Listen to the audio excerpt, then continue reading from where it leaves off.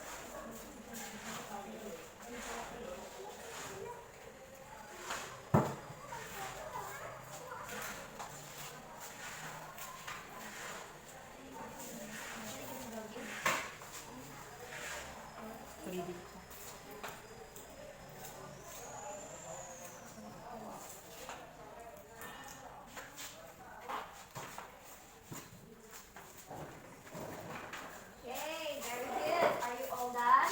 Yes! Now let's proceed to number 3. Get one and pass. Or 2. And pass.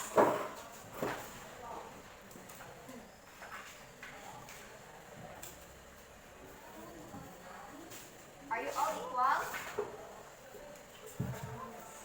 All right. All right. Number 3. It is where and when the story happened. It is where and when the story happened.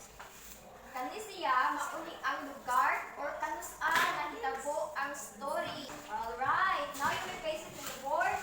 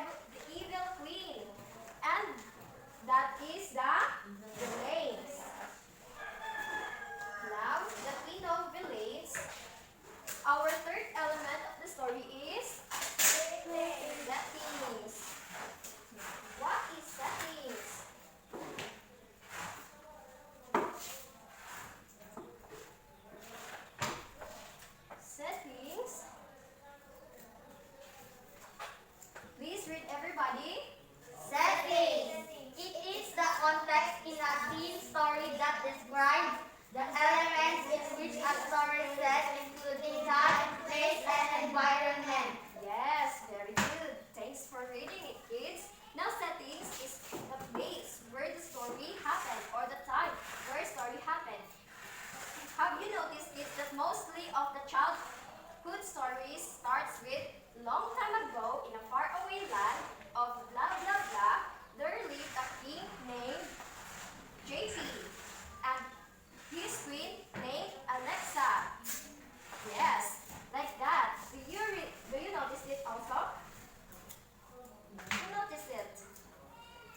Alright. You don't notice it. But settings is where the place and environment. Like for example, the setting is in school. So kisa may mga bida ato mga students of teachers. Then, kontrabida. Isa ba mga kontrabida ato sa school? Bad people. Yes, mga bad people, mga awayon na classmates. Pero dapat hindi mo mag-away. Kay, para walay gubot. Yes. Our fourth element was lot. What is lot?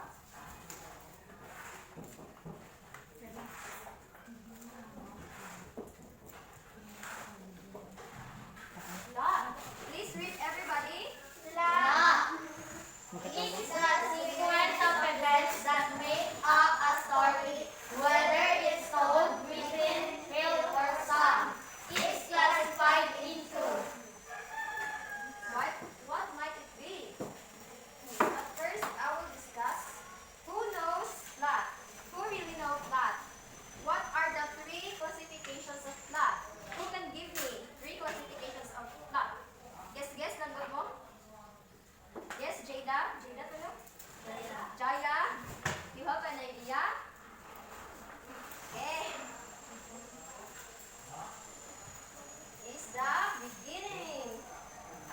beginning, Yes. ending. Isa mo ba yung sunod sa beginning? We have middle,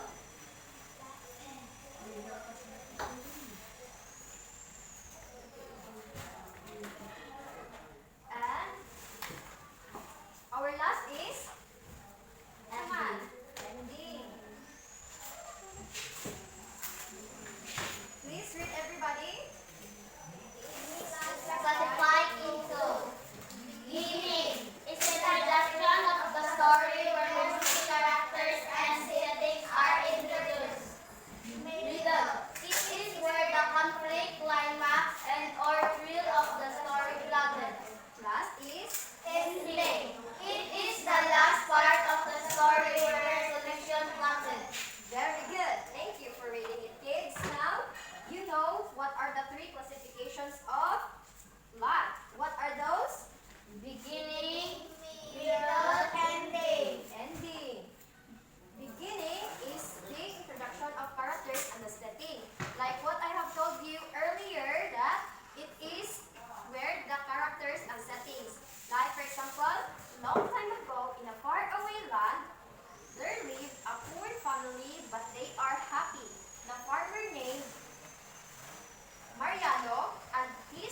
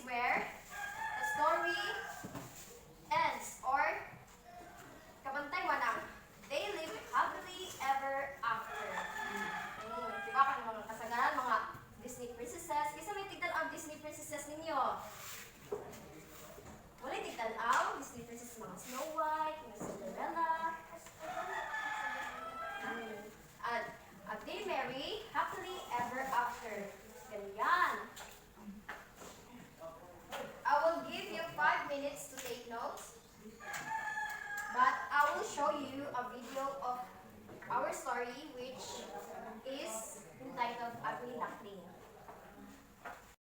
The Ugly Duckling. On a beautiful summer day, a family of ducks is taking a swim while another is enjoying a stroll by the bank. But one duck is sitting on her eggs among the tall leaves. I wonder when my babies are going to come out. They are taking so long to hatch. It is so lonely. No one has the time to visit me. But Mommy Duck didn't have to wait too long. Soon the eggs started cracking and the little ducklings started taking small, unsteady steps out of their shells. Quack, quack, quack, quack.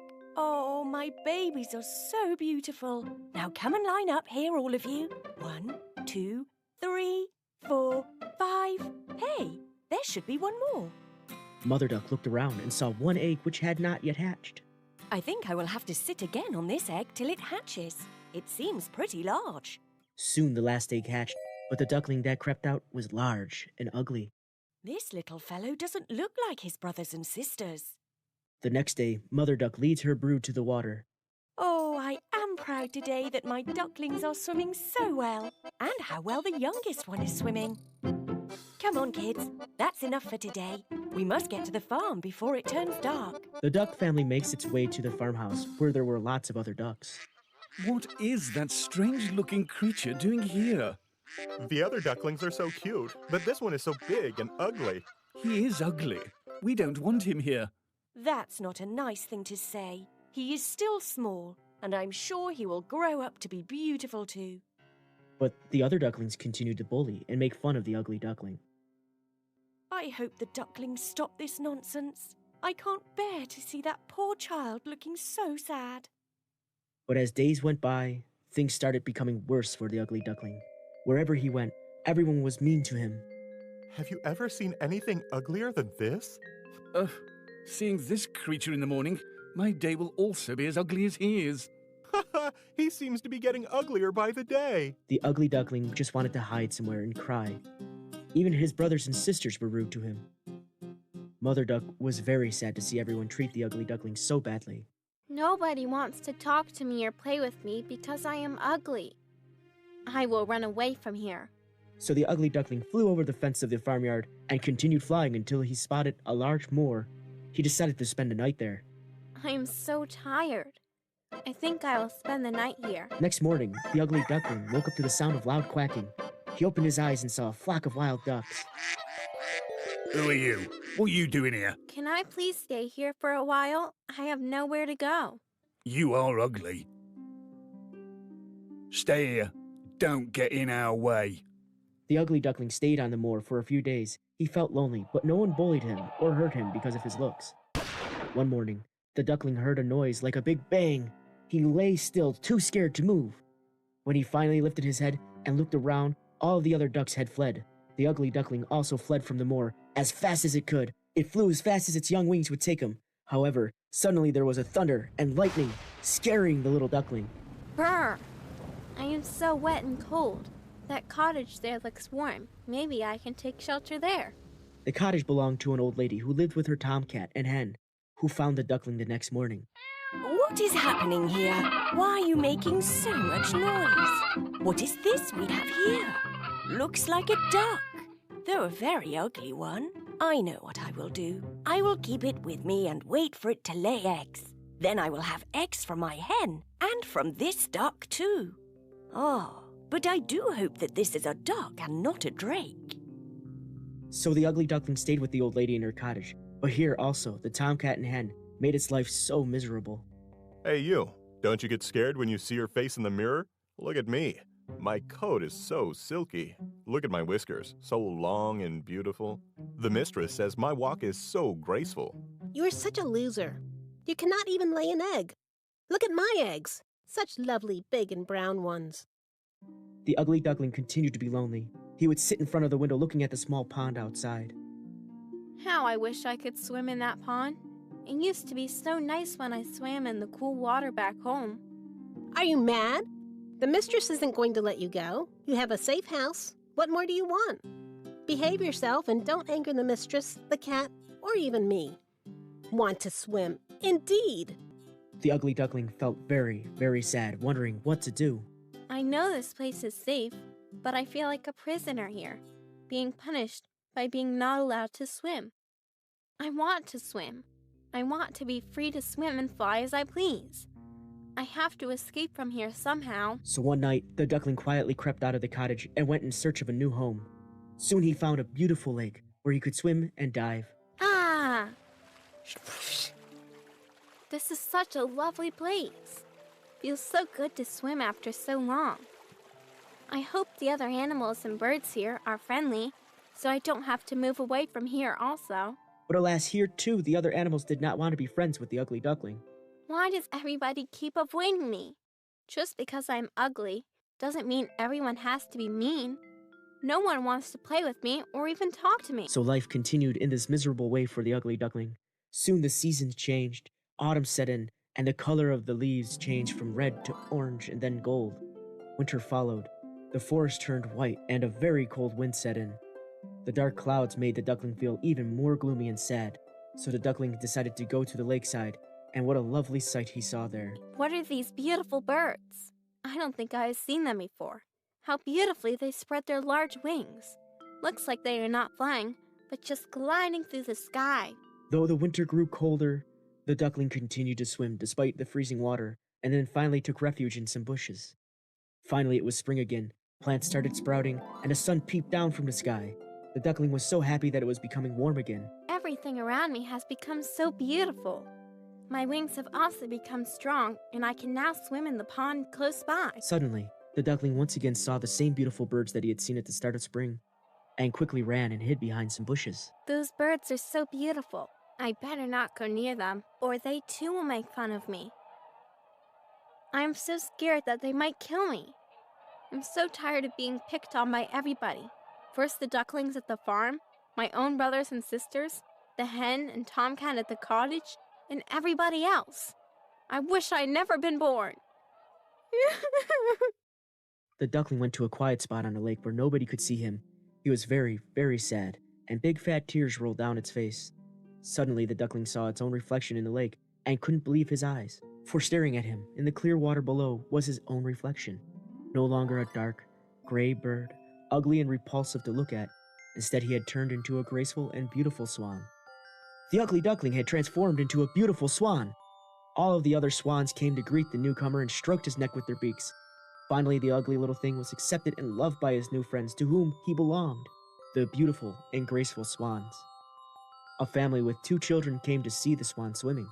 Look, there is a new one. Father, mother, come here. There is another swan. A new one has arrived. The new one is the most beautiful of all. Oh, he is so young and pretty. The swan did not know how to react to so much praise. He felt shy and tried to hide his face. After being mocked and taunted and bullied for so long, he couldn't believe he was being appreciated and accepted. And he was actually being called beautiful. I never dreamt that I would see a day where someone would call me beautiful. I wish I had received the same love and affection when I was the little and ugly creature. I wouldn't have spent such a sad childhood. Why do people treat others according to their looks? That is so, so sad.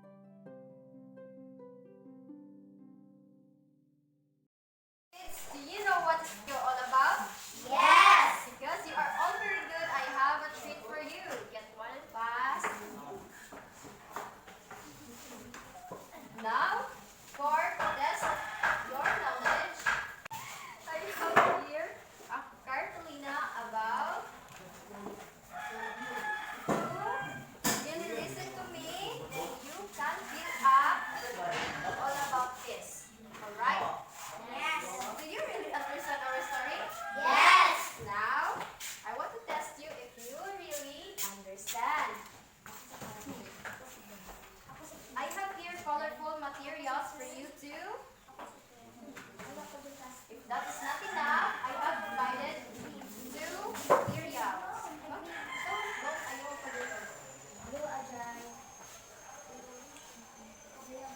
Each one is assigned for setting the characters for theme, plot, conflict, and resolution.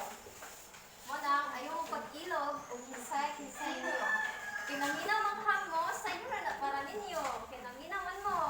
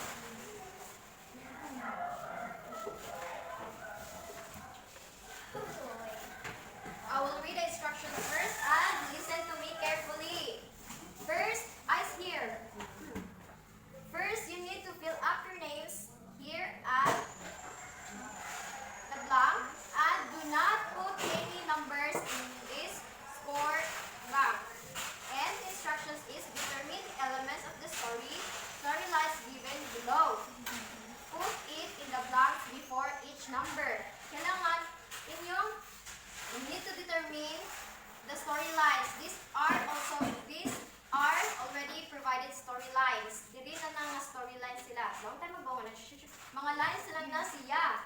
And then, any questions? Do you really understand? Yes. Any questions? None so far. Very good. You're all listening to me. I have here your choices.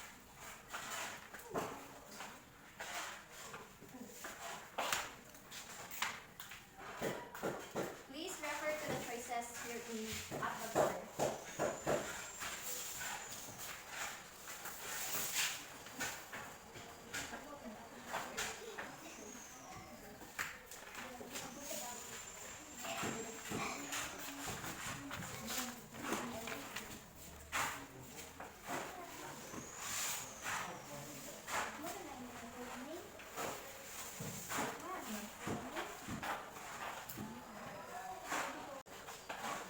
Just tell me if you're ready, huh?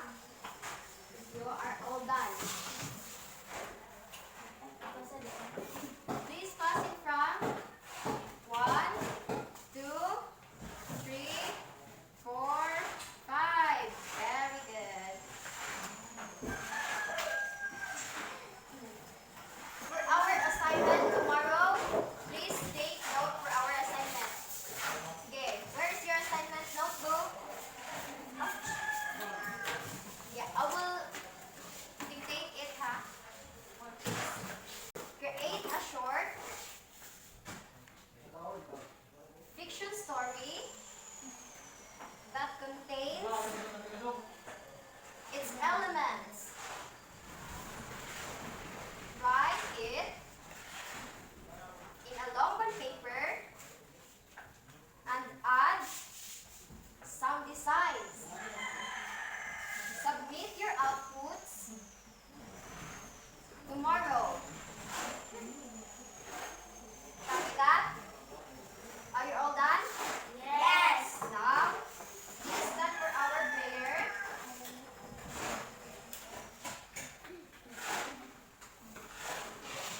Please stand for our prayer.